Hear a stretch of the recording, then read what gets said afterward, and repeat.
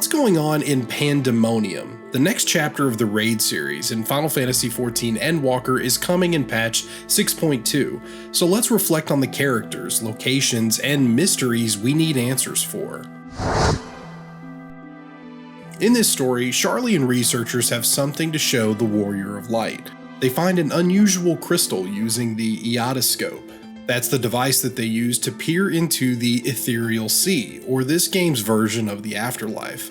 This crystal is like the others that the Unsundered use to awaken their sundered companions, except this one doesn't have a constellation, so we don't know who it belongs to. These crystals were only made for Convocation members and Asm, so they must be the memories of someone significant. The warrior tries to peek inside with the echo, but all we get is a broken cry for help. So we head back to the Crystal Tower to take another trip into the past. The one who presumably called for help is Themis, a white-robed ancient, meaning he's an advisor. Themis says he's investigating something for a friend, and this person promised him a guiding star would arrive to help. We know this friend is Asm because the pronouns used change depending on your character's gender. So how did Asm know you were coming? They weren't around during the events in Elpis in the main story. You might be thinking, well, wouldn't it make sense for Vanna to fill them in? No, and that's because of the timing. We'll come back to this in a second. It's a safe bet that Themis is Elidibus, just before he was appointed to the Convocation. Elidibus was always the youngest of the 14, and we know from the Air Our Shadows Fall side story that Elidibus looked up to Asm. Plus, Themis, in Greek mythology, is the Titan of Justice and represents divine order and the law. Elidibus is the emissary, and the one who tried to sort out disagreements about the sacrifices to Zodiark. It's also possible that Themis is already Elidibus, but working undercover.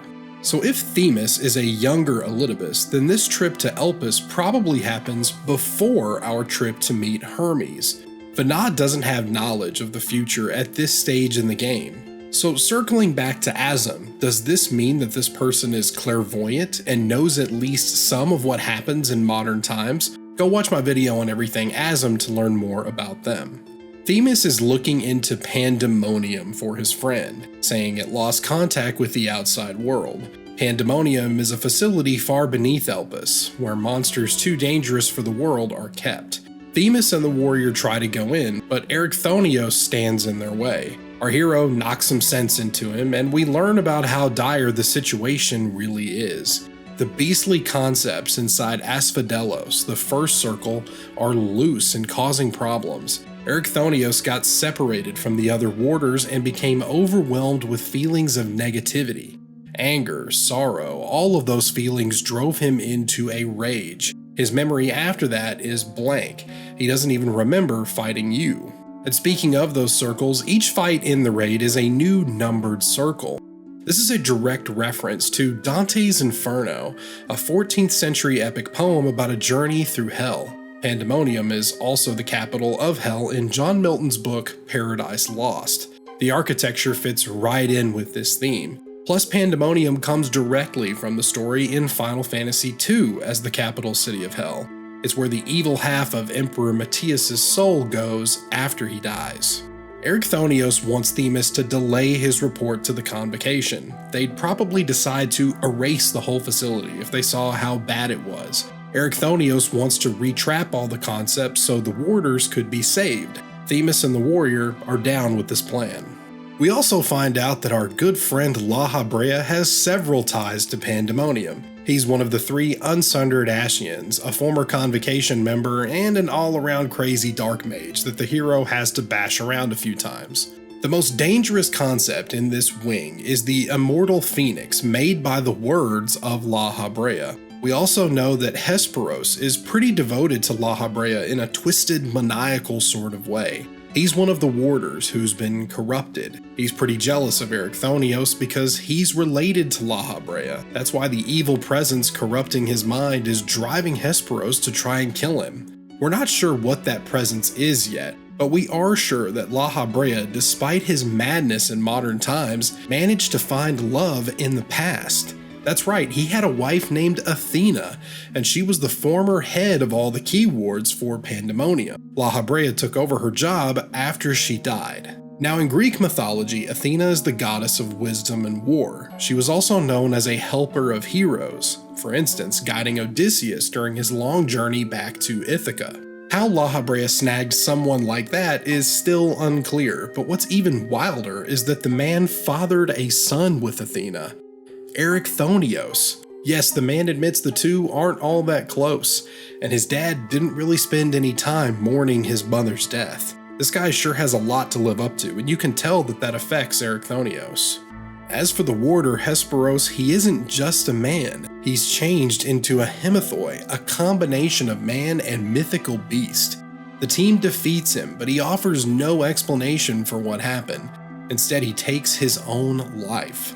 The party hears a booming roar from the next wing, but a seal is barring their way. Themis theorizes that presence is what messed with Erichthonios' head and the other warders. The trio will venture further down, but only after getting some rest.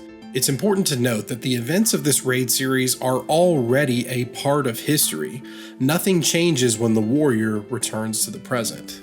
There's a lot of loose ends to tie up in Pandaemonium. It's likely the investigation will be the achievement that earns Themis his proper seat on the convocation.